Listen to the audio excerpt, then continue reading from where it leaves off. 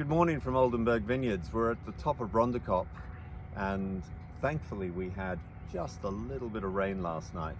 It almost hasn't rained for 4 months, and I think we could measure the total rainfall in that time, and it's probably less than 10 millimeters, which is absolutely nothing.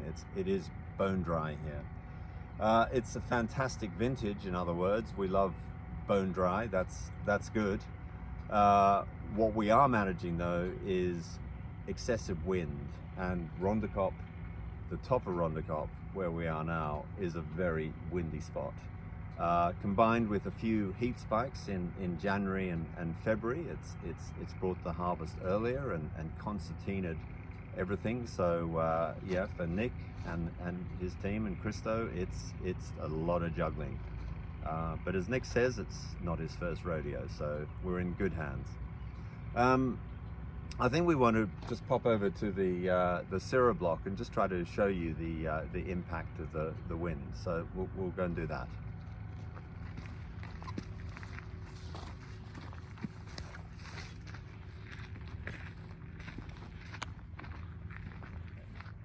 So yeah, this is our Syrah block, OV8. Right at the top of Rondekop, and when the wind blows it comes in at this direction, and you know we get our winds over summer. Generally they're good. They cool us down, lower disease pressure, and you know, very beneficial in general. This year however, we've had a lot of really high winds, and the problem here is that over the top of a hill the wind speed's probably 3 times what it is lower down on the farm. So this vine got its leaves have been shredded. You can see new leaves. I'll explain those in a second. But the wind is it shreds the leaves, and what we have to do is we've got to lower the crop. We get damaged bunches, so we cut those off. And Christo really needs to get the broken leaves won't photosynthesize, so we need to get new leaves growing. So he'll give irrigation for 6 hours or 12 hours or even 18 hours just once. That's all it takes, and it breaks the drought that we've had for nearly 4 months, and we get this lovely flush of these new leaves, and those leaves will be enough to energize the ripening, and will eventually, with a smaller crop load, we'll get the ripeness in these grapes. So lovely small bunches. Syrah has generally bigger grapes, but yeah, just a little bit of really precise irrigation, and you breathe some life into this plant to allow it to ripen its fruit. I think we'll pop down to the other end of this particular row and we'll show you what it looks like out of the wind.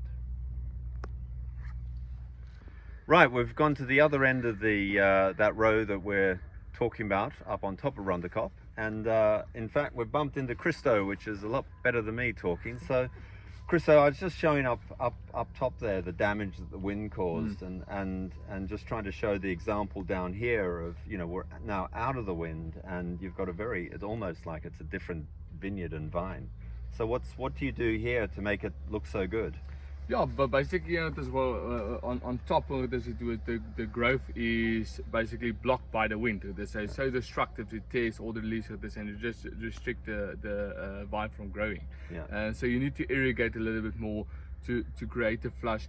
Down here we don't irrigate at all. You can see the structure of the leaves is much better, not torn. The photosynthesis is much better here. And yeah, you can see it's just the grapes, so there's not that completely exposed to the sun, just like the right amount of light penetration. Yeah, it's just a better canopy. I mean, it looks absolutely fantastic. And when do you think you're going to harvest this? Oh, Adrian, this is going to be, I think the sugars when you took it, it's close to 23, so maybe between a week and a half. Okay. So, yeah. I mean, that's the thing that I've noticed, in the last few weeks during harvest, is the precision that these guys are working towards. Nick and Christo are constantly running around tasting grapes, popping out all over the farm, and just trying to work out, where is the optimal ripeness, where is the best taste, the sugars, the acidity, you know, the crunchiness of the pips. I mean, it's quite amazing. And just on this harvest has been quite a juggle, hasn't it, with the weather? So how are you coping? Yeah, and especially on this season, we had a few warm days. Average on the farm, the grapes jumped in 6 days with 2 bulling. And that's drastic, because usually you will get to a bulling, maybe a bulling this in a week and a half. Yeah. So yeah, it's quite tough for this to go through, and each pocket, because each pocket is different, and we harvest each pocket separately. Yeah. So to go through, taste all the grapes and we in the vineyard every single day, just to seeing that this is the right time to pick the grapes. Yeah. Well, I know one thing for sure: these guys have probably timed it to perfection. So you know, we're excited. This is a great vintage in progress. So watch this space. Yeah. You know, I think if there's one block on Oldenburg that we always get excited about, it has to be this. We call it OV5, Oldenburg Vineyards Block 5.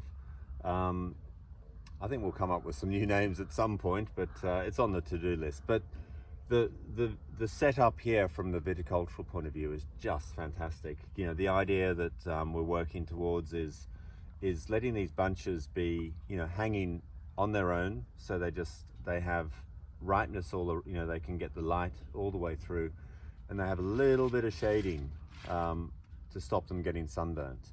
So lots of air goes through here, so no disease pressure, but just that, you know, it's literally measured down into getting the right sunlight on these to burn off those sort of pyrazines and to get that sort of ripeness all the way through that berry. And I think what's happened, you know, every year it seems, you know, Christo and Nick have really sort of, you know, worked together to get this to the optimal point. And I think we're really, you know, we're perfecting it. Lots of green harvesting to take off excess bunches, so we've got just the right fruit carry on here. And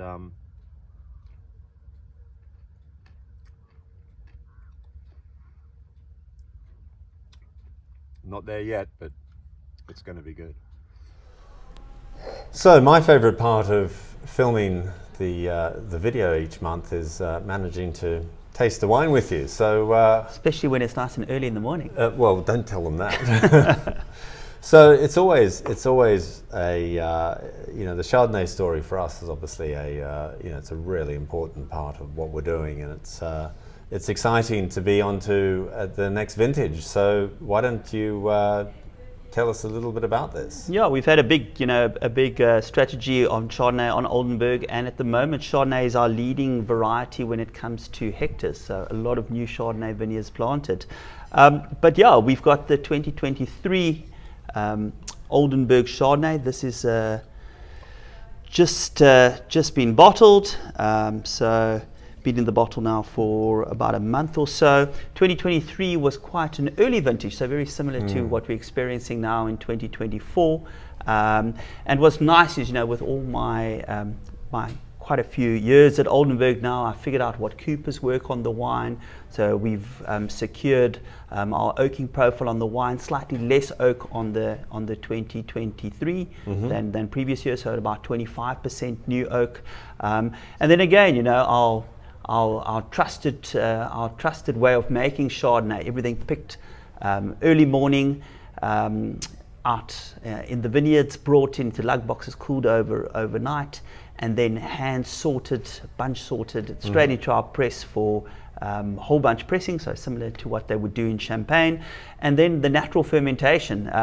2023, a very long, drawn-out fermentation. My last wine stopped fermenting at the end of November, just in time for blending. So, wow.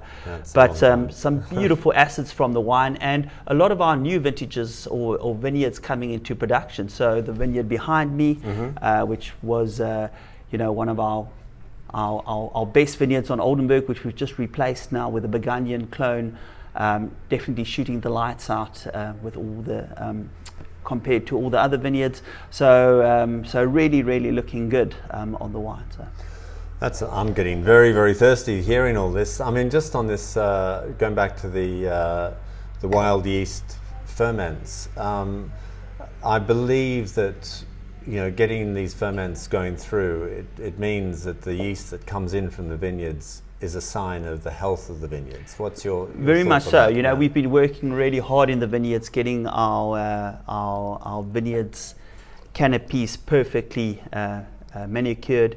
Moving away from herbicides. So we have a very, very good natural population of yeast, which is only found here in the Bannock on our grapes, and that's what makes our wine so much different from everybody else around us, is that we use our own natural flora in the cellar, and it seems to be quite strong. It gets the wine dry. Last year a little bit lazy in 2023, the long ferment. But what I love about the extended fermentation is that it keeps the lees in suspension for a very long time, and that builds beautiful mouthfeel in the wine. So, that shows beautifully on this 2023 vintage. Well, I've already had a sneak taste, but I'm going to have another one. So lovely full mouthful, that little bit of new oak, that 25% coming through, and then on this vintage a lot of nectarine characters, even like a touch of floralness, like a star jasmine character coming on it. So a beautiful, unique vintage. We got some lovely acids in 2023, all natural acidity, nothing added, only a touch of sulfur. So very, very natural in the winemaking process. We do all the work in the vineyard before the time.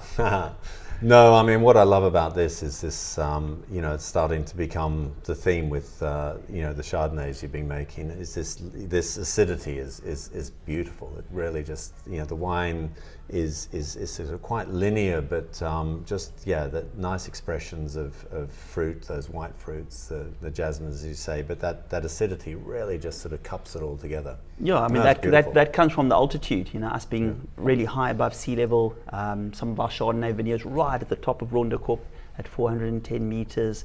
Natural acidity. Well done. It's a stunning wine, and we look forward to having it in the market. Yeah, Cheers. should be out pretty soon. Good Cheers. stuff. Cheers.